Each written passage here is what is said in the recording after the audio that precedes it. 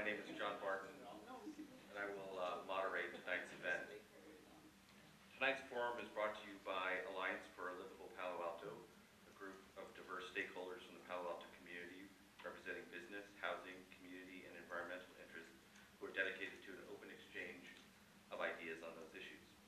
Before we begin, I want to thank the sponsors of this evening, the Palo Alto Weekly, the League of Women Voters, the Sierra Club Loma Prieta Chapter, the Palo Alto Chamber of Commerce, the Greenbelt Alliance, Palo Alto Housing Corporation. I also want to thank the one and only Carol Harrington for her work in designing the flyer. I also want to thank Channing House for allowing us to use this venue, and Brian Tranquil for helping us set up the audio system this evening. Now would be a good time to remind folks to turn their cell phones off or turn them to stun in any event so that you do not make a lot of noise. Let's begin. Well, actually, before we begin to introduce the panel, let me tell you how we're going to do this tonight. We're going to introduce the panel. I've got a few prepared questions for the panel to begin the conversation. And at some point in there, after question 2 or 3, somewhere in there, we will open up the conversation to you all to ask questions of the panel. My role will be to moderate and to ask probing follow-up questions and make sure the question actually got answered. And for those of you who want to ask questions, what we'll ask you to do is come up to this place here, this stand that has no microphone on it. At that point, I will put a microphone there. For anybody who cannot make it to here, just raise your hand and we'll bring you a microphone. Now would also be a good time to make sure that, can everybody hear me okay? Yes, in the back as well? Good. Let's begin by introducing tonight's panel. I'm going to go in slightly different order here. Ray Bacchetti.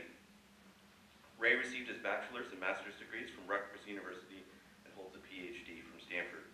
Ray was on the Stanford administrative staff from 1960 to 1993, retiring as vice president for planning and management. He joined the Hewlett Foundation as a program officer for K-12 and higher education in 1993 and retired there after 8 years. Ray was also a scholar in residence at the Carnegie Foundation for the Advancement of Teaching from 2001 to 2007. Ray has also served in several elected public positions. He was a Palo Alto Unified School District trustee from 1978 to 1983, on the Board of Trustees of the Foothill Gienza Community College District from 1983 to 1991, and he currently serves on the Palo Alto Human Relations Commission. Dana Tom. Dana is in his 5th year on the Palo Alto Unified School District Board. He is the Vice President of the Santa Clara County School Boards Association and President of the Asian Pacific Islander School Board Association. He graduated from public schools in San Francisco, then from Stanford University with a BS and MS in electrical engineering. He worked for over 2 decades in the software engineering industry as an engineer, director of development, and corporate training manager. Gail Price, at the end of the table, is a long-time member of the American Institute of Certified Planners and the American Planning Association. She has been a credentialed community and transportation planner for over 22 years in local and regional government. Gail currently serves as the executive director of the American Institute of Architects Santa Clara Valley. She's been a leader on local and county boards related to child care advocacy and the arts. She served on the Palo Alto School Board from 1997 to 2007 and has been a member of the Palo Alto City Council since just 60 days ago, 90 days ago. In 2007, Gail Price received the Sally Siegel Friend of Education Award from the Palo Alto Educators Association and the Local Community Hero Award from the Peninsula Interfaith Council. Lastly, Fran Wagstaff, to my left, is the retired president at Mid-Peninsula Housing Coalition, a position she held for 25 years. Mid-Pen is one of the largest and most respected affordable housing developers in Northern California.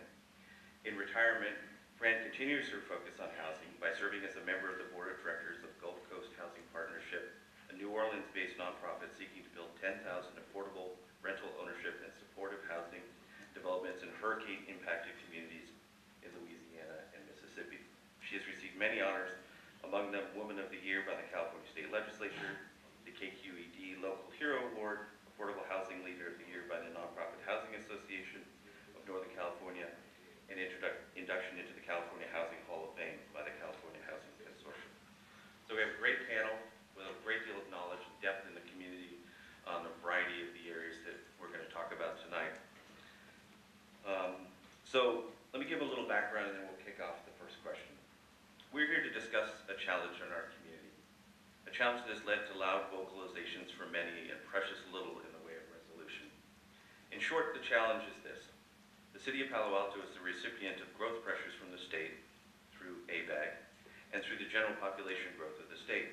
Specifically, ABAG, or the Association of Bay Area Governments, has asked Palo Alto to zone for an additional 2,860 housing units at various income levels. And of course, Palo Alto is an attractive place to live, not least of which reason for its schools, and thus will draw from the nearly 20 million people expected to be born into or move to California in the next 20 to 30 years. The school district, on the other hand, has grown over the last 15 years at rates of 3% a year or more. Further, and most important to this discussion, the district is funded in a manner that does not bring in significant additional dollars for each new student.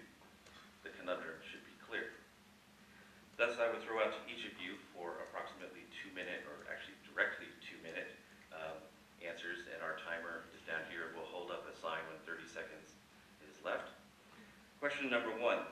As I mentioned just now in my opening remarks, the challenge we discussed tonight is often offered in the following manner.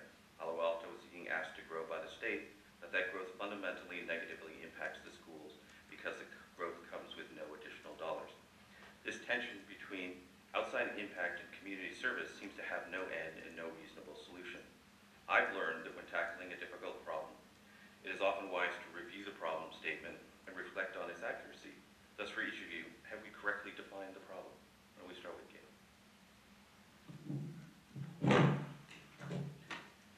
Thank you. It's a pleasure to be here. I appreciate coming to this event. I think that the problem that we're facing here is not only in public schools, but in cities as well, in terms of defining our core services and trying to understand what is our ability and what is our capacity. Clearly, within the school district, we are defined by the capacity of our classrooms and the square footage on our respective campuses. And I think one of the real challenges has been historically for the school board is that student enrollment growth has been cyclical over time. At the height of the PAUSD student numbers, we reached close to 15 or 15,000, and at the low point we were down at about 7,000, 7,500. So one of the issues that school boards face is trying to do accurate planning to anticipate this kind of rolling enrollment issue and try to come up with ways in which that can be addressed. Now, as John pointed out, one of the issues is as a basic aid school district, which is what we are self-funded. A good percentage of our budget, or the school board's budget, is from property taxes. We are not compensated for enrollment growth. So we are being required consistently to provide very high quality services in a community which has very, very high expectations. And so I think one of the challenges, not only for the city, but for the school district, is how can that be done over time. I think one of my observations would be, is given the state of disarray for public school funding and the takeaways that cities are facing as well, we simply either have to lower our expectations regarding our abilities to stretch the monies that we have, or we have to become increasingly more self-reliant in terms of our funding opportunities, and I can elaborate on that later. I mean, clearly public-private partnerships, private donations from the public, parcel taxes, and bond measures. I think one of the issues here is, over time, is there a point at which the community will say, we can't keep funding this, we need to have some major structural reform at the state level to support schools and to support cities. Thank you, Gail. Dan? I'll just start with the standard disclaimer that these comments I make tonight are my own and do not represent those of the rest of my school board. But first I just want to start with an important piece of context. In the next 5 years, we expect almost 1,200 more students to enroll in Palo Alto schools than we have today. Housing growth accounts for half of that forecasted enrollment growth. Now, when I think about the question, the biggest challenge we face with enrollment growth is really not with regards to our budget, but more with school capacity. And our budget has taken a hit from the state budget crisis, but it's much like And in most years, we've had growth in property tax revenue per student. If you take revenue per student in our district, the growth has been enough, a reasonable amount that can cover our increased costs, as well as new programs that we've wanted to initiate. So the issue with the school capacities comes along with what Gail was describing, which is we've had a long roller coaster of enrollment where it dipped along for quite a while. So in the 70s, a dozen schools closed, including Coverly High School, Terman Middle School, and 10 elementary schools, most of which were sold and developed. So we're currently right now squeezed on our school capacity. We're very near the maximum of each of our currently open sites. Now we do have plans for accommodating that growth of 1,200 students in 5 years. And a big part of that solution comes from our bond program, which we are very thankful to the voters for supporting about 2 years ago. So longer term, our biggest challenges are at the elementary level, followed by high school. And the additional capacity we have on former school sites, unfortunately, don't match the expected growth in South Palo Alto. I think that we have two big questions really facing us with our schools. One is, how do we accommodate enrollment growth beyond the next 5 years, which, based on the past, it's been growing pretty steadily for the last 20 years. And to me, the other biggest question, which I can elaborate on later, is how big is too big for our schools and our classrooms? Ray?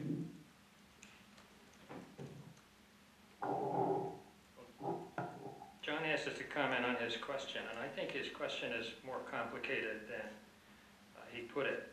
There are lots of different kinds of housing that produce different numbers of school-age children. Some developments bring developer fees of roughly $3 a square foot. Depending on circumstances, there's property taxes. But I think a more interesting question to me is the one of cause and effect. There's a deep theme in American education that a community's growth is cause, and the impact on the schools is effect. And the schools have to respond. But when you have a community like ours, where school quality is one of the fixed stars in our constellation, there's powerful pushback on anything that's likely to diminish educational quality. But one of the assumptions in John's question, that Palo Alto has to grow because of state pressures, is only part of the argument for residential growth. Among the others are these. Only 1 out of 5 employees in Palo Alto live in Palo Alto. In the police department, for example, fewer than 10 of the 90 officers live here. I don't know what the comparable numbers might be for the school district, but perhaps other panelists may. So think about the dynamics of that. Every morning, 4 out of 5 of our city staff wake up in another town and commute here. Under those circumstances, is it reasonable for residents to aspire to have them as committed to our community as we are? To their credit, many are so committed, but to more than a few, working for Palo Alto is just a job and not an investment of their labor in their own community. Second, there's socioeconomic diversity. The need for moderate and low-income housing is no news to anyone in the community. We're a city of more than 64,000 people that is nearly 90% white and Asian, in a state that is 55% white and Asian. That means that we are a little over 10% Hispanic and Black in a state that is more than 43% Hispanic and Black. Because race and ethnicity is still highly correlated with income, we can't expect to have the benefits of greater diversity unless living here can be made more affordable. And finally, there's age diversity. We had in 2000, 25% of our people were 55 and older. 30 years from then, in 2030, half of our people will be that age. And that presents another set of issues that we can't go into for lack of time. Fran? The advantage of going last is that a lot of the points have already been made, so I can be brief. I think the problem that confronts Palo Alto feels like a local problem when we're talking about the number of kids, where we're going to put them, the fact that the schools are at capacity. But I think it's a much bigger problem that goes back to how we collect revenue in Palo Alto and other cities in California and how we spend that revenue. As everyone in this room realizes,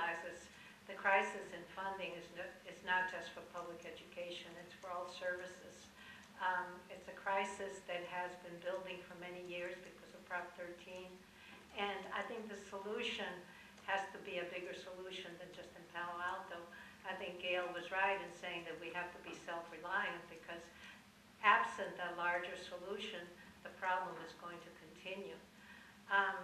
My experience with children is that I live in Midtown and I have 2 grandkids who live right down the street. My son rents in Palo Alto because he can't afford to buy a house. And a considerable sacrifice, he pays Palo Alto rents because of the schools. So I can personally attest to where the growth is coming from. Young families who really want to give their children a good education will make sacrifices to live here. So I think we can expect that as the schools get worse and worse all around us, people will continue to make sacrifices to get a toehold in Palo Alto, whether through buying or through renting, so that their children can have access to good education. So here's a perfect example of why we're all in this boat together. And if we really want to solve this problem, we probably need to think in a bigger way about all the children in California and how they can all get an education where they are. Well, let me follow this up with a question that begins to talk about how we might solve this. I'm going to expand a little bit on the question. We have 2 political entities, each answerable to the people, the City Council and the Board of Education. Each has a distinct focus, of course. But they overlap and together define and are answerable to what is substantially a single community. We're all in this, you represent the same people as a City Council member, largely as you did as a school board member. Yeah. Given your several takes on the problem, what process alternatives might be considered for moving forward? What means and measures might Palo Alto create for reconciling the several interests that are integral to this challenge? And I would add, given what I'm hearing from all 4 of you, that this may be not just a Palo Alto problem, but a regional problem. Is there a local version of solving this that we can work on, or is there a regional version that can be partnered with that as well? Why don't we start with Dana? Okay. One of the surprising things from our most recent demographic report was that growth from housing turnover, existing housing, has remained high despite very low turnover in the last 2 years due to the economic crisis, which was quite unlike the last 2 recessions when growth slowed as the turnover slowed. And as Fran mentioned, what that really does point to is the strength of our schools being a magnet for parents and families around the Bay Area. And as more and more districts are decimated by the state budget crisis, our district will become only more attractive. So one of the things we could do is to make sure that we properly share information between the 2 bodies, the City Council and the Board of Education, as well as the public. We need to make sure that everybody on the council understands our growth projections and our capacities and how they interrelate. And perhaps we could produce a better consolidated summary so that it's not such a long document. The other thing to note is that the type of new housing has a large effect on the number of students they produce. So, for instance, a single-family dwelling with a backyard produces far more students per household than, say, something that's more like a single apartment. And our demographer details all the different types of housing and how many students they produce. One thing that would help, I think, a common comment that I hear is, well, why does the City Council approve housing when it's going to impact our schools? And I think that's, my understanding has been that the council cannot take that into account when they look into the housing issues. And that's something that I think clarification would help for the public. One thing we do as well as between the council and the Board of Education is to work jointly to address long-term effects of sustained housing growth, because it looks like our enrollment growth doesn't seem like it's near an inflection point and isn't going to taper off. And one thing I'll notice that what we have in Palo Alto with smaller scale infill housing is quite different than the large scale development that happens in some communities for new development, where providing for a school site is also part of that large development.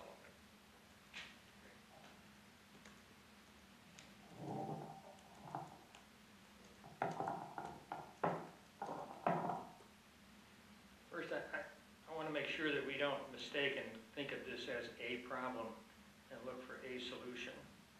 This is a journey, a narrative, if you will. It'll go on as long as we have residences at schools. And the terms of that narrative are likely to change. Education 10 or 20 years from now is likely to use many different delivery systems. The boundary between high school and college is already blurry and is likely to get more so. And as we all know, and some of us lament, many levels of government have discovered local schools and have decided to mess around in them. The logical extension of a notion of a running narrative is the need to work together. While it may be logical, it's not straightforward, and it will require a good deal of creative energy on the part of the City Council and the school board to work together on zoning, housing incentives, educational innovations, and other policies and practices that take mutual account of the priorities of both. We already have a good working relationship between the city and the school district, and that gives us something to build on rather than have to begin from scratch. And we have some time, thanks to Measure A, the other Measure A, the strong schools bond issue that Dana mentioned, that is expanding the physical capacity of the schools as well as improving the operating conditions. According to the district's projection, our two high schools will not reach their new capacity of 2,350 each until 2018, and will stay at that level through 2022, which is as long as the district has demographic projections. And I know that physical capacity is not the same as budgetary capacity, but there's no good way to forecast what the budget is going to be in the future. So imagine the city council and the school board sitting down together, probably with a savvy facilitator, to empathize with each other's challenges and priorities, to explore alternatives and ways to mitigate undesirable consequences, and to accentuate positive ones, and to project the long-term consequences of whatever agreements they find attractive. Until we've drilled down under conditions of mutual interest, we can't know how serious or difficult or promising various ideas might be. No one should expect a revelation. These aren't understudied or underappreciated challenges. But what can't be gotten around is the fact that each party has compelling priorities that it cannot give up. And each responds to conditions, only some of which it can change. Palo Alto zoning laws and their relationship to private property rights, the district's budget and how it responds to economic and political events, and the demographics of school-age population all have to be squarely confronted. And Cut would you it off, be great? May I cut you off? Oh, all right. I only have one more sentence. Of course. Fran? I think in terms of growth and the effect on school population, I think it would be tempting to look at the problem and say, well, we can direct growth to certain demographics to minimize the impact on schools. For example, senior housing is very palatable in a lot of communities for a lot of reasons, because seniors vote, but also because it has no impact on the schools and it actually generates revenue for the schools. But I think that if we go that route, it would be a mistake. I think the city and the school board need to plan together for different scenarios. The numbers, I didn't realize how dramatic the student population numbers were in terms of the ups and downs, by almost 100%. 100%, I think you said different, 7,500 to 15,000. The student population, very difficult to plan in that kind of environment. But I think it's essential because in many ways it's a land use issue that concerns the city, as well as a financial issue and a planning issue for the schools. So doing some planning together is really important. But I think resisting the temptation to shift our housing production to populations that will not generate students would be a real mistake, because I think the backbone of the city has been an educated electorate that really supports our schools, that really appreciates the good performance of our schools and is willing to support it financially. So I think that planning has to take that into consideration. Yeah.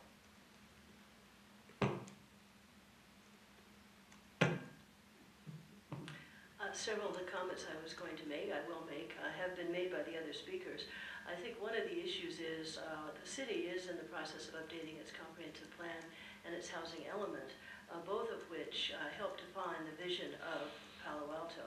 And certainly within that discussion, I've often said, frequently said, that I feel that the City School Liaison Committee should have much greater visibility. We need to be sitting down in forums to talk about our master planning concepts, our ideas regarding how our respective facilities will grow, what we plan to do over the next 10 to 20 years. Often those discussions have been relegated to the committee level, and there hasn't been much public discourse along the way. Since the city cannot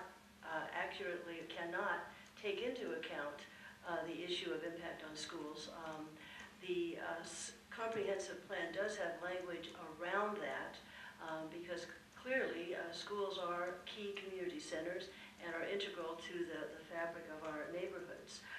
Within Cupertino, for example, the school board routinely gives information to the city regarding, for large residential projects, what the impacts would be on the school, recognizing that formally that's not under consideration, but at least it keeps the city council advised. The other issue is there are a lot of things coming down from the state and the federal government, such as SB 375, which does require long-term and comprehensive planning related to transportation and land use. And it seems to me that within that bill, sustainable community strategies and a lot of elements around that, the idea of priority areas, priority development areas near transit centers, allowing additional incentives and density are things which I think the city needs to very seriously consider. And I would say within the SB 375, one of the challenges then is in our comprehensive plan, how will we address some of the state requirements that are coming before us. I do have some other comments about strategies at the state level, but I'll wait on that because I'm sure we'll have a chance to talk about that. One other quick thing, in a facility, the other option is to have programmatic alternatives. Everyone rolls their eyes when I say that, but in some communities, they've been forced to take on year-round schools, shifts in terms of school day, you know, a couple of different sessions. It causes all sorts of ramifications from athletic programs to childcare, nightmares, but the fact is, when you have capacity limits, there may be some programmatic alternatives that should be considered as well. Thank you. I'm going to throw out one more question before we go to our audience. Some here may consider this to be a provocative question, but I think it gets at some of the issues that other communities, when they look at us, would take into account.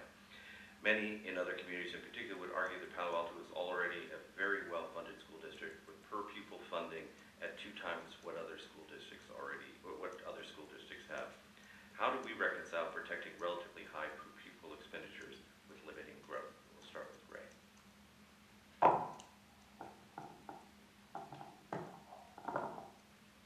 Well, growth has its own drivers, and many of them are benefit of the community. That's why I've been talking about why we need what I'll call for the moment co-creation when it comes to reconcile residential growth and school quality. But the issue of inequity statewide has been with us ever since the Serrano-Priest decision of 1976. We should realize that we exist as an anomaly. Palo Alto, thanks to a wrinkle in Prop 13, is what Dana mentioned before, is a basic aid district that allows some 70 of California's 1,000 school districts to exceed state funding if they can do it on the basis of property tax revenue. So we are one of the fortunate ones that can do that. And we'd also have a school district that ought to be the model for others, not one that ought to be toned down in order to equalize funding. That's the dilemma in 1976. It's the dilemma in 2010. So I hope that that the way John put the question can be framed differently so that we can improve school funding across California and not let these anomalous 70 out of 1,000 basic aid districts prosper.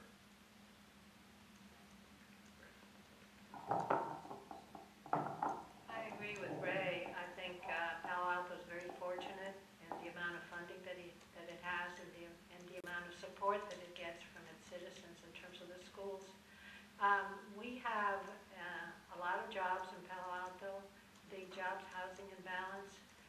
when we have that, we're going to get certain goals for growth to accommodate our workforce. Those are not really optional. We can't just decide we're not going to grow anymore because we like our small town feel and our yards and so forth, even though I'm a gardener. I love gardens myself. But it's not optional to say that we will not grow. So we are going to grow. So then the question becomes, how do we maintain the funding for our schools? And I think continued education about the success of our schools basically creates the atmosphere for that continued financial support from the public in Palo Alto. And I think making sure that the housing that's built will accommodate families with children, will give us the future school advocates who will work for funding for the schools because they will have a self-interest. So I hope to see that in the future. The deal we've taken is, we have a lot of prosperity in Palo Alto. We have a lot of jobs that feed that prosperity, and with that comes requirements to house for that workforce. Yeah. Yes, I've always maintained actually that we need to step back on these discussions and be very thankful and appreciative for what we do enjoy compared to what other people experience. I think sometimes we lose our perspective, and I've often felt we act a little bit too precious on occasion. That doesn't mean that people have some very strong feelings about this, as they should. A couple of things. I think in terms of the funding of the schools, clearly the funding of public education in the state of California is in complete crisis, as is funding for local government. And it seems to me that one of the approaches on a broader level is to really try to elect and work for legislators and governors who actually have, theoretically, the ability to do something about this. Within the education community, the Education Coalition, I think, has been reasonably effective over the years. The State School Board Association continues to struggle with these issues, and the League of California Cities. I did want to mention briefly, again, the idea of education and advocacy to press for additional funding and or at least a clear recognition of the problem. So for example, the California League of Cities, their strategic goals for 2010, protect local control and funding for vital local services. 2, support reform of the structure, governance, management, and financing of state government, so that would affect schools and local government, and promote economic stimulus, infrastructure investment, business development, and job creation. All of these things in their total, I think, could have some impact, but we know the political process is slow and very messy. I will not mention healthcare reform. But the fact is that without a very serious and a focused effort in this area, we are going to continue to have these discussions for the decades in front of us. And it is clearly not just a local problem, it is a regional problem. Housing allocation is a regional issue. Public funding for schools and local government is much broader than just our immediate experience. So I don't think we have a choice. I think, frankly, we are being pushed into this arena because that is the arena where we must be to protect our interests and improve the well-being of local government and schools in the state of California. Yeah, as my colleagues up here have mentioned, we are so fortunate in Palo Alto to have basically assessed values that have risen fairly consistently to allow us to be able to maintain our strong educational program in light of enrollment growth that we have experienced for the last 20 years. And the whole state would be so much better off if there was a way that other districts in our state could essentially level up to the kind of funding we have, which is really where school districts should be in order to provide a really outstanding program for the students. So again, as I said before, I think the funding for us is not the key impact for enrollment, for housing growth. It really is the capacity. And with our bond program, one of the things we're doing is we're adding 2-story buildings at 2 of our elementary schools, at both of our high schools. We're doing other expansions at our middle schools. So we're trying to use our sites as well as we can. But then I'm going to return a little bit to the question of how big is big enough for our schools, because that's really a central question for the school district, because we want to be able to maintain a level of personalized instruction for our students. We want our high schools to be big enough to offer diverse opportunities. But the issue is they can become too large, whereby those opportunities are actually diminished. For example, there's only one baseball team. There's only one drama department. There's only one student government. As the school grows bigger and bigger, you have more students vying for a fixed number of spots. And so that's one of the challenges we face with larger schools. Thank you. Let's go to questions from the audience. I'm going to move this microphone. May I add an addendum to one of my comments? You may while I move this microphone. Okay. When we talk about the opportunities for the city and the schools to talk to one another, we have an opportunity right in front of us, which is Coverly. And actually, we are planning to have a joint meeting between the school district, Foothill, De Anta, and the city of Palo Alto to discuss the history of Coverly and the relationships, the policies, the financial relationships there, and the future issues facing Coverly in terms of facilities and capacity and community services and education. So frankly, this isn't just a theoretical discussion. There will be opportunities. We have scheduled this. We don't have a date. Within the next 60 days, there will be that discussion. Thank you. Can I make a point of host privilege? I don't want to challenge Fran's support for families with children, but if you want to find a hotbed of school support, Channing House is just such a place.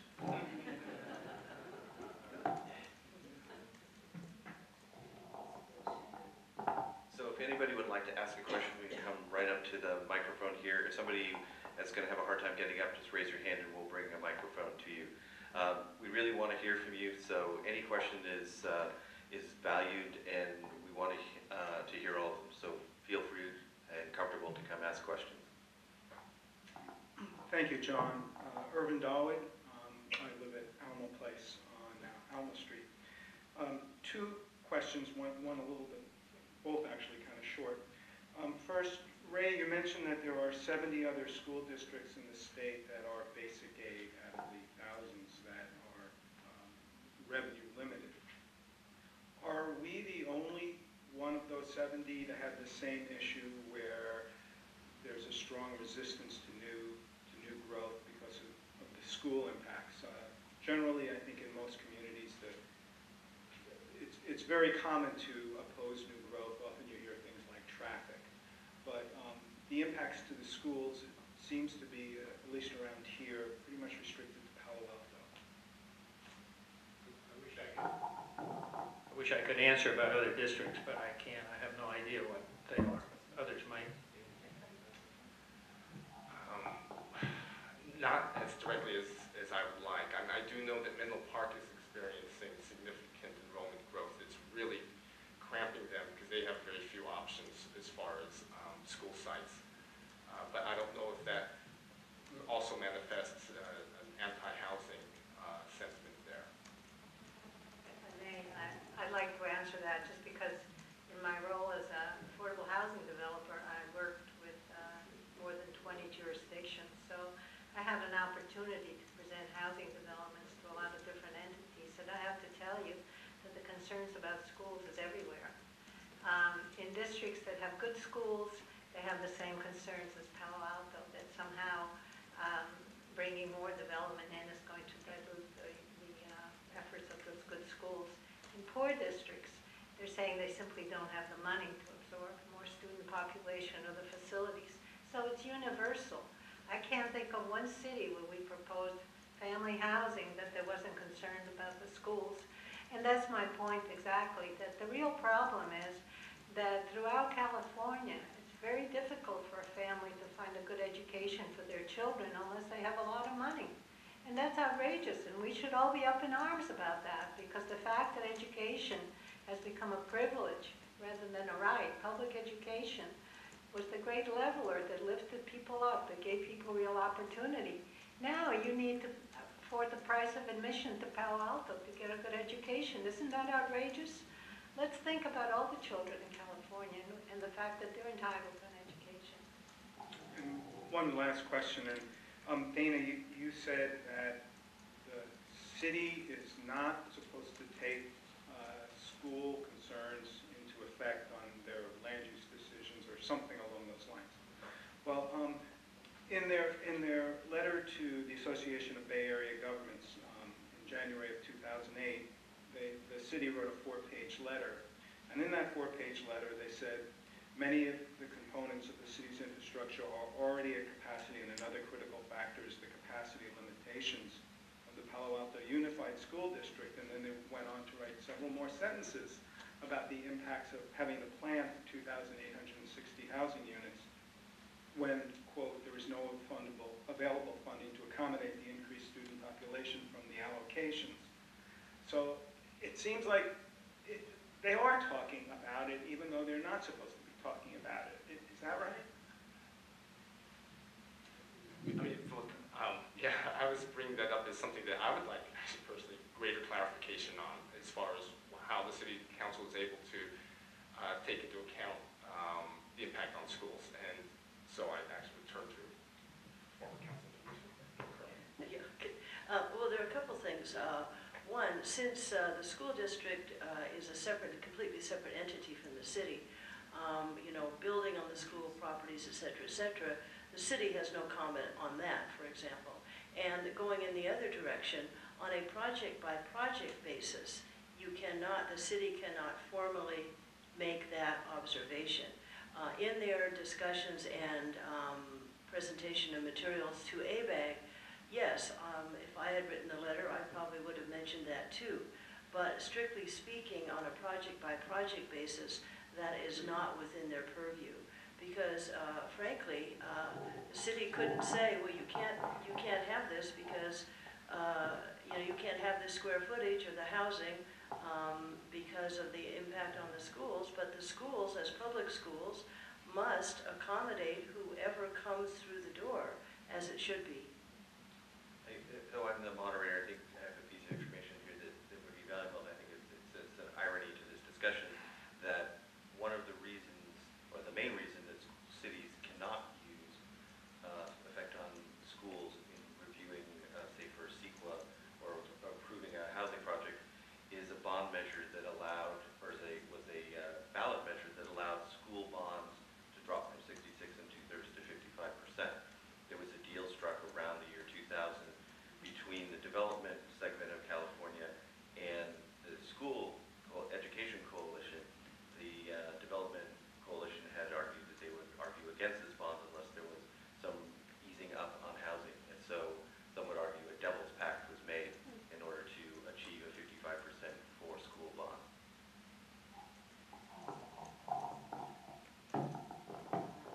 I'm not sure whether everybody is saying the same thing. Does that mean that the city council and the Board of Education cannot sit down together and talk about issues so that they can understand each other's priorities and challenges better? Because there's a level up called zoning ordinances, which are not about specific projects, that could benefit from understanding what the schools are up against. And the schools could benefit from seeing farther out what the city is up against in terms of housing. So is this all precluded that they can't even talk to each other? No. At the more global or simpatico coexisting agencies, absolutely, we can have that conversation. We should have that conversation. We must have that conversation. I was specifically talking on a project-by-project basis, but absolutely, I think it's a critical suggestion, and many people have suggested in the past that we be more visible and interactive in that regard. We're sort of operating as in a kind of a parallel path. We come together over issues, sometimes in a friendly manner, sometimes not so friendly. But I think we all have the best of intentions, but I think those kinds of conversations are critical.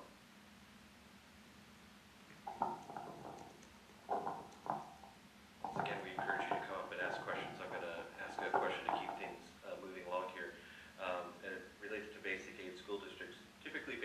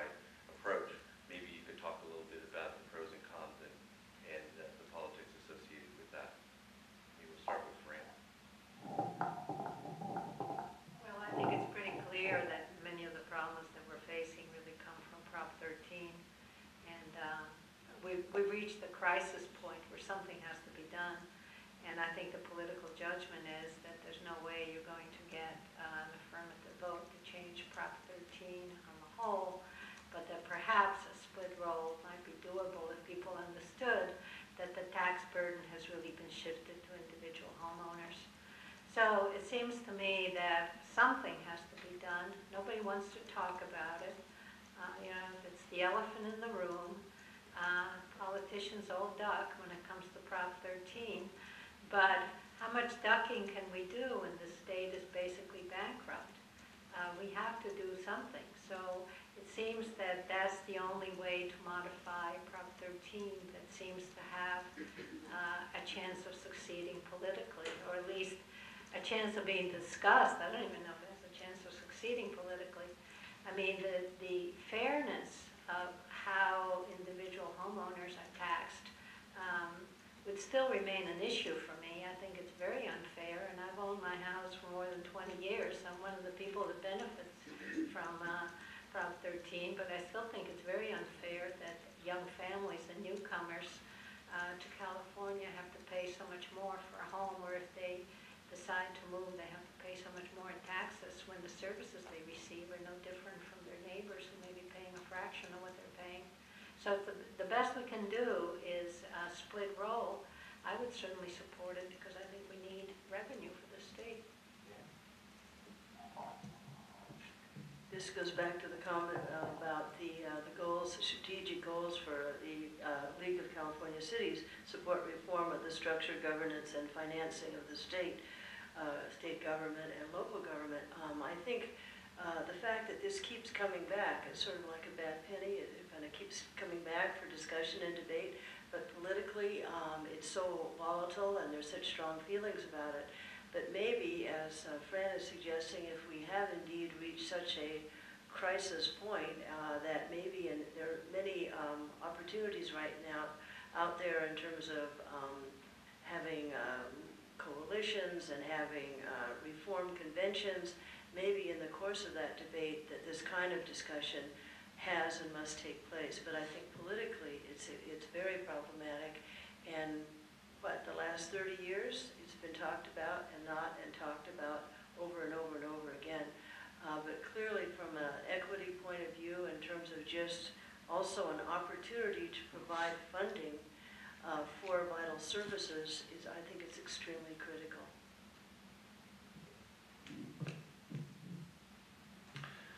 Yes, the split roll has so many merits because it really has been unfair that business property turns over much less frequently than residential property, and so the share of total property tax contributed by landowners has really changed dramatically since Prop 13 was passed. That businesses pay a far lower percentage of total property tax than they did when Prop 13 was passed.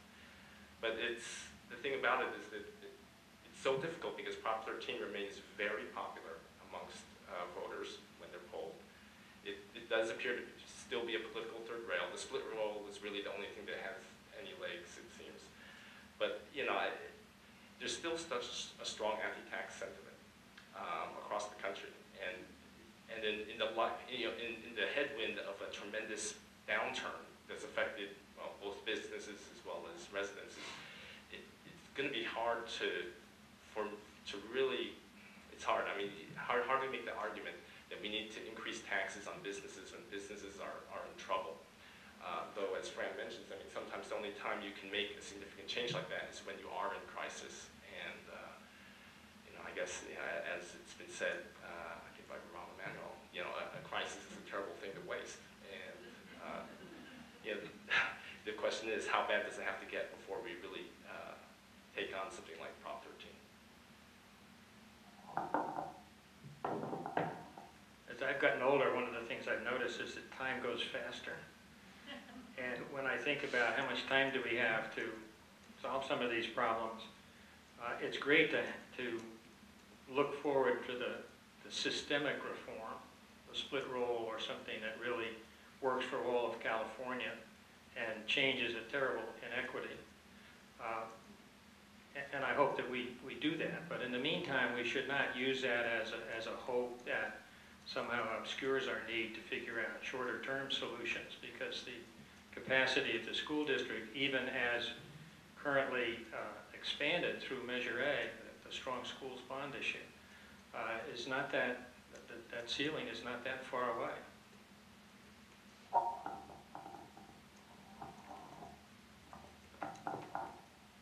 Again, no reason to stand on ceremony. There's a microphone up there for anybody, but I'm going to throw out another. Oh, we have a question coming.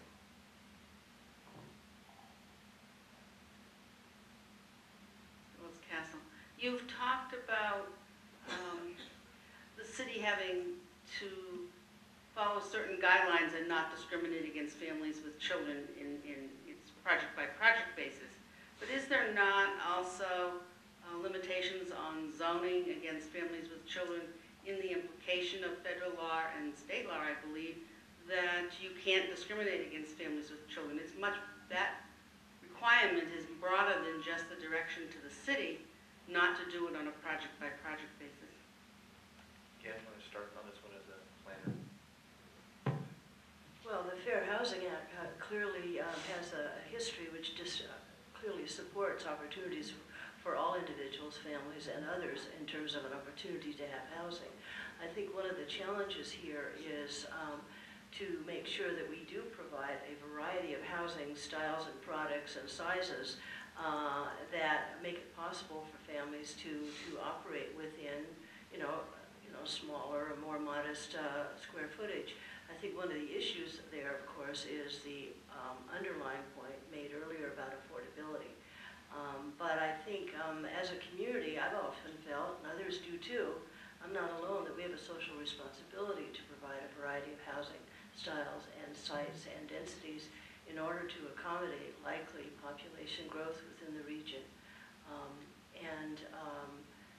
Clearly the issue of people's opportunity to rent or purchase here, there are some families, certainly in some neighborhoods, where they double and triple up in order to manage to be in housing in order to have their children go to Palo Alto schools.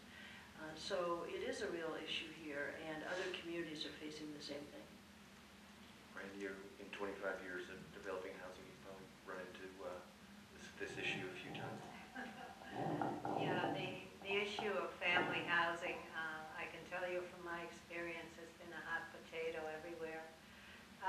Families require services, and local government is strapped for money to provide services. It becomes, I've heard planners joke that the perfect city is Colma, it has a great tax base and nobody requiring services. So maybe that's the direction we ought to go in with a land use decision. I think that's just not the history of Palo Alto. I think Palo Alto has a great history of wanting to be inclusive. And unfortunately, there's a lot of ways to exclude families, and one of them is the price amount. And of course, that's a big issue here. So making sure that affordable housing is part of the equation, I think is very important. All right, let me ask you another question to change the topic here a little bit. All the last hour or so, Ray in particular has been trying to get us to think about reasonable short-term solutions that may be outside the box. And including myself, 4 of the 5 of us have been school board members in Palo Alto. Maybe you all could talk a little bit about how we could rethink what a school is to handle, because as I'm hearing, particularly from Dana, the challenge is definitely to your bottom line, but at least in the short term, it's to your facilities. And so how we use facilities. And I would add to that, personally, a family experience, that we're seeing a rise in sort of a secondary private market in small boutique schools that are picking up a segment of the community that doesn't feel served well by the public schools. Those schools are growing rapidly in many, many communities. And so I wonder if the school district, any of you, school district included, have thought about some specific kinds of facilities approaches that might be something that we could look at in this community. Maybe we'll start with Dana. Yeah, actually, we actually have, I think, a little more coverage So we have a plan for the next 5 years of growth. Beyond that is to be determined. At the elementary level, we do have Garland Elementary School, which is currently leased to Stratford, a private school. And that would, if we were to take that back and construct an additional building on there, that would provide us 500 more seats for students. So that would really help at the elementary level. At the high school level, which is sort of the second area where we have concerns, the district still does own a portion of Coverly. And when our high school task force looked at issues and produced a report just a year and a half ago, they didn't directly comment on the viability of it. They didn't investigate that fully, but they did comment that one possibility is to put some kind of smaller specialty program at Coverly. Having a full comprehensive high school there would incur tremendous expense, and the question is then you might actually, in splitting our student population across 3 schools, you may not have sufficient enrollment at each of them to have that broad set of electives that are so important for our students. So that's one thing we can do. Another thing they suggested was looking at some of the programmatic changes that Gail mentioned, such as maybe having a 0 period, having more early morning classes, something in the late afternoon, maybe even evening classes, so that you distribute the students across more of the day, and that would allow you to have more. But still, that doesn't address, we still have to figure out some issues with the fact that you have one baseball team, and if you have a much larger population, there's just that much fewer spots. It's that much. Let me just push back on that as the moderator here for a second. I'm coaching lacrosse this year, and the club team, and there were too many kids for the under 13 team, so we created 2 teams. Why couldn't there be 2 baseball teams? I guess conceivably there could. There are some good examples of things scaling to accommodate. So for instance, the journalism program at Palo Alto is fantastic in that they started out with simply a newspaper, eventually added an online publication, they have a magazine, and now just a year or 2 ago they added a sports magazine. So now there are dramatically more opportunities for kids who want to pursue journalism. We would have to look at those as possibilities. We could talk a long time about the IT technology dimensions of education and how so many possibilities have opened up of late, with many colleges putting their whole curriculum online so that you can take lectures, take courses from MIT or Harvard or Princeton or all kinds of places. Those are very underutilized resources, and they could be much better utilized in ways that would reduce the demands on our physical facilities and perhaps on some of our teaching capacity, all to the benefit of kids. This isn't easy to do, but unless we try it and work it out and get the bugs out of it, I think there's an awful lot of unused educational capacity out there that we simply haven't reached out to, because in many ways we're still organizing schools the way we did 100 years ago. And that someday we're going to look back on that and surprise ourselves at why we stuck with a pattern that grew out of an agrarian economy, and why we stick with it for so long. Ray covered every point I was going to make, so there you go. I think the other, it's okay, the other issue is, again, going back to the issue of the facilities themselves. That's why it is extremely critical that you build physical facilities that have tremendous flexibility so that they can adopt and be modified, because the delivery of education is changing so radically that many of the points that Ray made is absolutely correct. And I think it makes you realize that in educational organizations, which by their nature are not change agents, they really must, especially high-performing districts, they really must step back and look at the different delivery models. I think it's extremely critical. I have a niece who attends the University of Washington who's doing exactly what you're describing. And with the cost of tuition going up tremendously at the college level, that's could be a real blessing for parents. And it does provide opportunities for students. Also, in our delivery of education, making sure that we're creative in terms of our vocational educational opportunities. Again, in the design of our facilities, are we really comprehensive enough and thoughtful enough to make sure we're meeting the range of student needs? I agree with the points that have been made, but I just wanted to make one other point, and that's the impact on parents of the current way we use the physical facilities at the schools. Being in the affordable housing business, we found it necessary to add some very extensive after-school programs because we have so many latchkey kids. Parents just can't afford childcare, it's very expensive. And by virtue of the current academic schedule for children in public school, it leaves the parents who are working or single parents in a real bind. So I think that in thinking about the academic schedule, it's not just an academic issue. I think it's an issue that ought to incorporate the needs of families because I think now it's extremely difficult for parents to cover the current academic schedules. It's a underuse of the physical facilities, but it's also a real impact on families.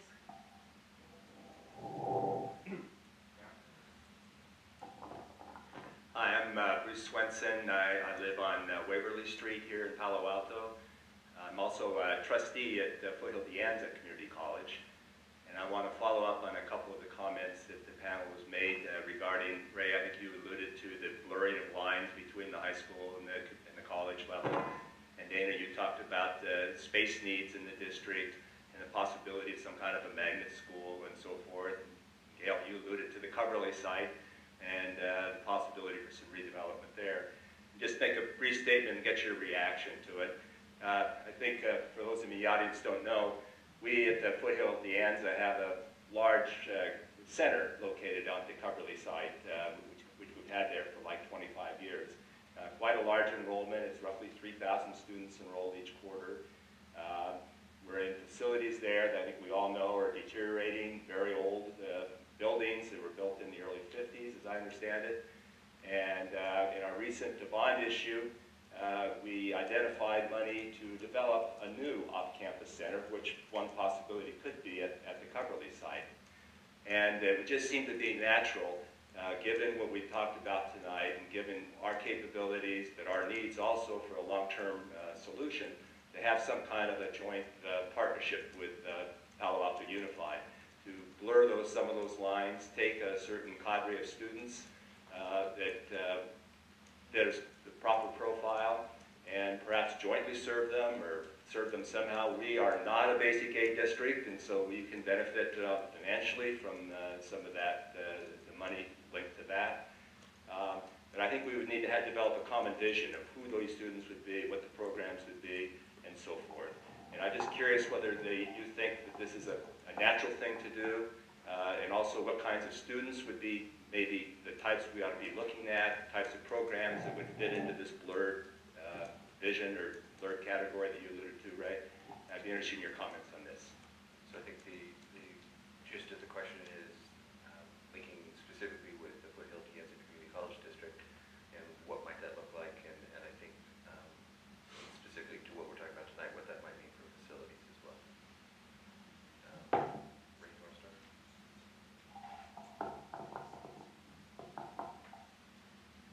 I'd love to see at least an exploratory conversation, not just among Foothill De Anza and Palo Alto Unified, but to include Stanford as well, and see if one could kind of crack that boundary and get Stanford to be interested in our high school kids, because I think there's a range of opportunities that could be developed among those three entities that would in some ways benefit each of them.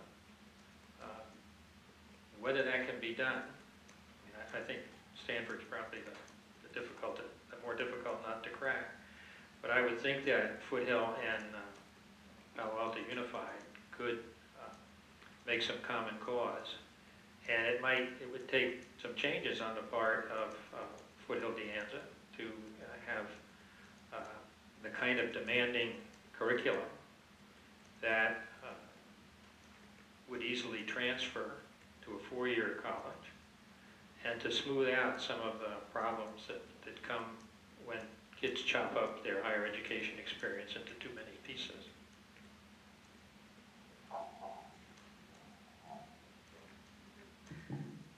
This goes to the core issue, I think, of the state master plan for K-16 education. I mean, in theory, there's supposed to be this seamless transition, but we know that there are challenges along the way.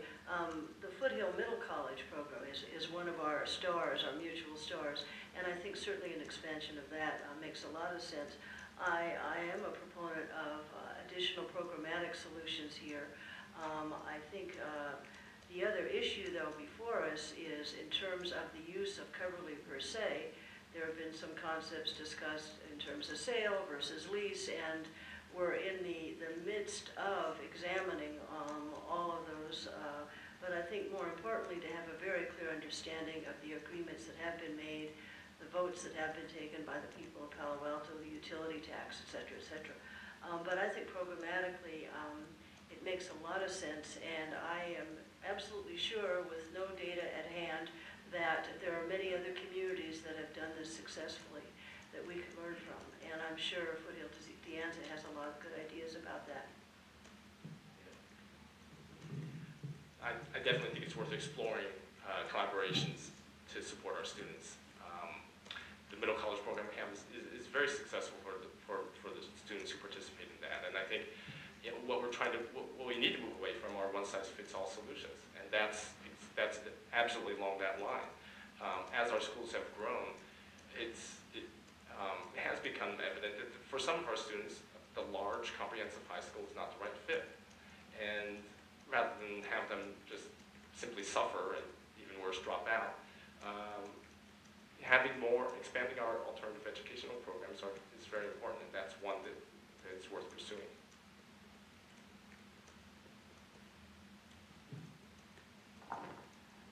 I'm Gail's neighbor, Palo Alto. Let me give you some background first. I actually attend City School Liaison Committee meetings occasionally. In December of '08, among others, the school district made a strong pitch for being concerned about additional housing development creating major problems for school capacity. And they've been continuing to talk about this. The city and the school district are on the same page.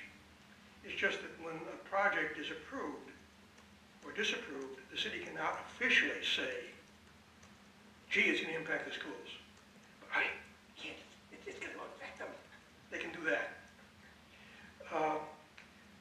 Also, as far as housing for children, I happen to be looking at some old city council minutes, and about more than 25 years ago, the city council passed a resolution prohibiting discrimination against children in housing.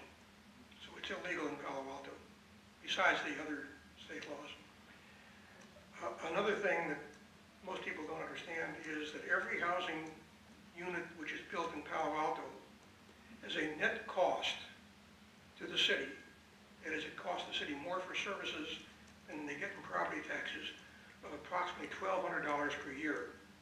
And multifamily housing is more expensive, between $1,500 and $1,800 per year per unit. So that brings me to the questions, and that is, in the last period when Palo Alto had a goal from ABAG to build housing, we exceeded the housing we were required to build for market rate housing. We were well under for low-income housing. And the last comment I heard from council members was that if we were really required to build more than 600 low-income housing units, we'd have to come up with almost $2.5 million, $250 billion in order to finance all that. So the questions I've got is, first of all, how do we allow development in Palo Alto which emphasizes lower income rather than market rate housing, which is where we're short? And second, how do we as a community solve the problems of financing, providing service, and so on? Because if you depend on the state, it would be absolutely impossible for anybody to create a state which is more dysfunctional than California. You couldn't do it if you did it on purpose. So we have to do it ourselves. So my question is, how do we, as a local government and as citizens, work to solve these problems? Because depending on the state, you're all right about Prop 13. I predicted that. Yeah. So how do we do it locally?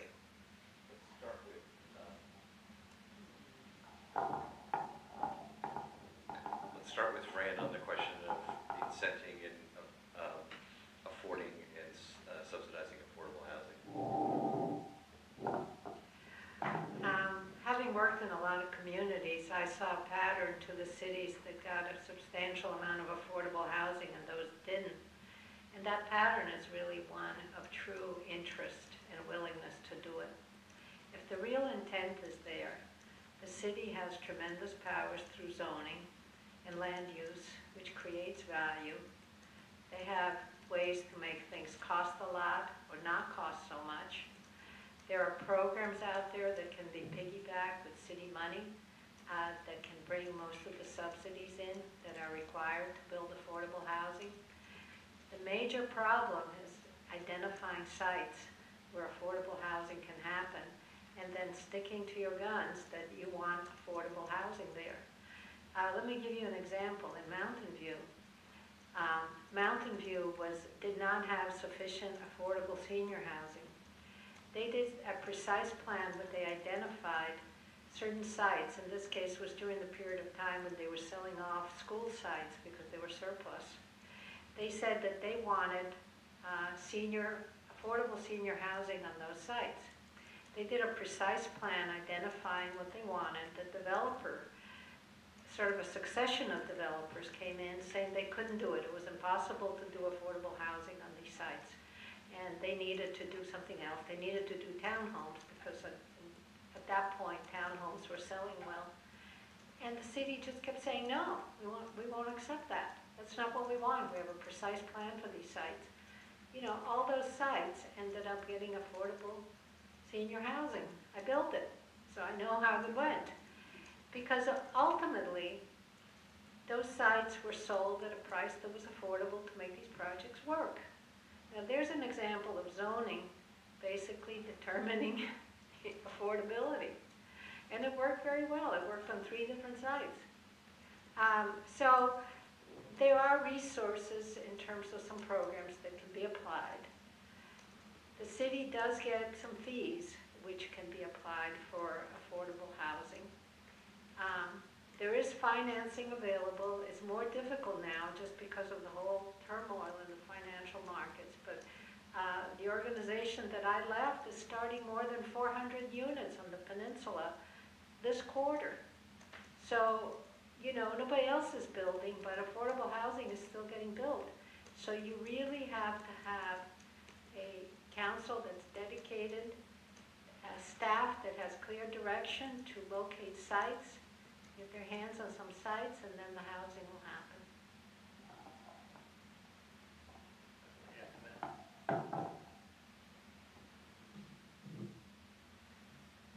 Yes, I think, again, going back to the housing and the comprehensive plan, this is our opportunity in terms of concept plans. If there is the political interest and will in doing that, in terms of defining the character of Palo Alto, the community character, the urban form for Palo Alto over the next 3, 4, 5, 10, 20 years, because the ABAC projections go out to 2035. So I think we do have a responsibility to look at alternatives that way. There are many incentives of which I don't know the details that are available. Also at the federal level, there is the Livable Communities Act 2009, which is in committee now. And again, that's really it's based on a kind of a more regional approach. But again, land use, transportation, building performance, energy and building incentives, which makes a difference. As I mentioned, SB 375 does have designated areas where there will be financing and incentives to increase density near transit stops. And I think a lot of these combinations of things are possible. It is problematic, certainly, but I think we do have a responsibility to look at this in a thoughtful and dedicated way. And I think a lot of cities are facing the same thing, but the issue of affordability in providing opportunities to people is extremely critical. As far as the allocation of housing, allocation numbers from ABAG, San Mateo, I was told, had a very different approach. They took the housing assignment numbers and jointly sat down as a county and talked about the allocation of housing units, where my understanding of the county of Santa Clara is we are sort of piecemeal, city by city, receiving those assignments, and then the discussion begins. But again, as I understand it, San Mateo took a more regional approach. It doesn't mean we're not differences of opinion, but the fact is, it is recognizing that as a region, as a county, what are the trade-offs in order to provide housing for a larger number of people? Let me ask you one final question as we begin to wrap up the evening. I think back to 1995 in the school district, the first construction bond passed with 82% of the vote at a time when 18% of households had children in school. And while there's obviously a one-to-one correlation of votes in houses, it's nonetheless it's obvious that significant numbers of people who didn't have children in the school voted to tax themselves for the value of the school. And it's such a ratio that other communities would dare to dream about. My concern is that over time, that's in jeopardy with the kind of conversations we often have in the community around this, that notion of the institution that passes from generation to generation, that we're the stewards of that institution while we are alive and working with that institution. We have an obligation to pass it along as better, at least as good, if not better, than when we received it, is potentially at risk, I fear.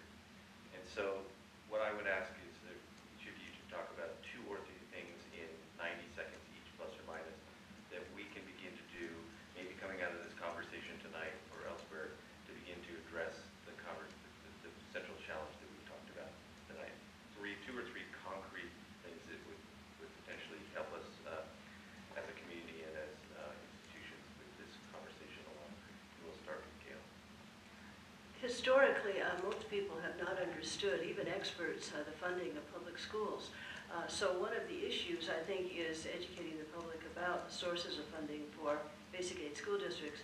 It is a good significant part is property tax.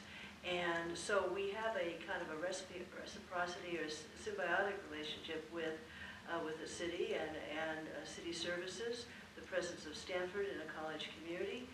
People in our college community, I think people historically have been very devoted to students and education. But I agree with you. I don't think in this day and age, taking anything for granted, I think is dangerous. And I think educating people about the sensitivity of school funding and how, in fact, that affects our ability to deliver and maintain very high quality education. I'm not thinking of 2 or 3 other points right now, but I think, again, continually educating people and reminding them of the importance of critical, well-funded education, because that, in fact, builds the future for our broader community. Yeah, I'll expand a little bit on the point that Gail made, which is that we all benefit as a state if we support education across our state. If every school district had better means of educating their students, everyone would benefit. And so, for example, there is an initiative that's gathering signatures now to try to lower the threshold for parcel taxes for schools to 55%. Now, there are some restrictions in there so that it's more palatable to voters. There's a limit of $250 for that parcel tax. It turns out that, I mean, you can layer them, but in any case, our parcel tax in Palo Alto is higher than that. And now, so if we want to pass the current parcel tax that's on the ballot right now, Measure A, that's being sent out next week, we would still need to get 2/3 for that. Now, even though this initiative would not help us with that measure, I still strongly support that because I think what that does is it gives more school districts who don't have a population that supports education and has the means as we do to raise funds locally. I think it's important that more school districts have the opportunity to level themselves up to be closer to the kind of funding we have. So that's something that all of us can be involved with. You can sign the initiative, or I think it's the Local Control by Voters Act, something like that. You look for it online, you can probably find it. And hopefully it'll make it ballot, and I urge everyone to vote yes on that.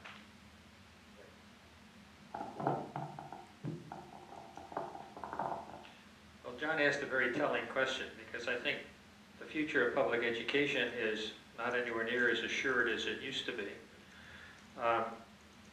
Charter schools and vouchers and not taking teaching seriously as a demanding profession, and thinking that people can be in a classroom with only a summer's preparation and teach the neediest kids sends a message that schools aren't very demanding. Society isn't demanding as much of schools as it should. In terms of concrete things to do, Palo Alto often exists in a bubble, and I think it exists in something of a bubble here. If we step outside the district, the wind is not at our back, it's in our face. And so while I'd like to say that one of the things that Palo Alto can do is return to its status as a lighthouse district, as a model, as a champion, as an advocate, but that's going to be very difficult because of the factors I just mentioned, and because of the fact that many people will dismiss Palo Alto as having nothing to worry about. It's just being so fortunate that it's really not a model for anybody, and therefore why take it seriously? In terms of something concrete to be done, I'm going to come back to continuing a conversation like this with the people who can really make a difference. When I looked into the being on this panel, it struck me, I was surprised that going back as long as I've been following school district and city politics in Palo Alto, which is from the 70s forward, there's never been a single meeting of the city council and the school board to talk about these issues. It's been handled, if it's been handled at all, in the city school liaison committee, which is not a bad place, but it's not the same as really engaging the ultimate decision makers in the facts and understanding school finance and understanding what it means to say we have a quality district. Does quality depend on an average class ratio of 21? Well, what happens at 22? What happens at 23? What happens at 28? Does quality disappear? I'm not sure how many people could give a good answer to that question as to whether that's absolutely a deal breaker if anybody says, no, we're going above 21 kids. Well, we just went above 21 kids this year to, it's 22 now, isn't it? Or went from 20 to 21 or 21 to 22 as a way to deal with some of the budgetary problems. Well, where's 23? Where's 24? And so on. So I think there needs to be much deeper, much more penetrating conversations among the key decision makers along the lines that we have just barely touched on here today.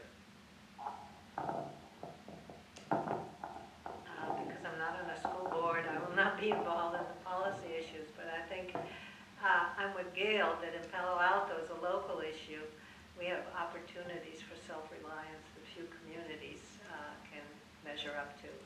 And those opportunities for self-reliance is what I hope to support personally, opportunities for local funding for schools, for finding ways to support the schools locally. I don't see the money coming from anywhere else. We're one of the most privileged districts in the state. And because of that, I think that my interest is really going to be in education for the children of the whole state. I think it's just crumbling.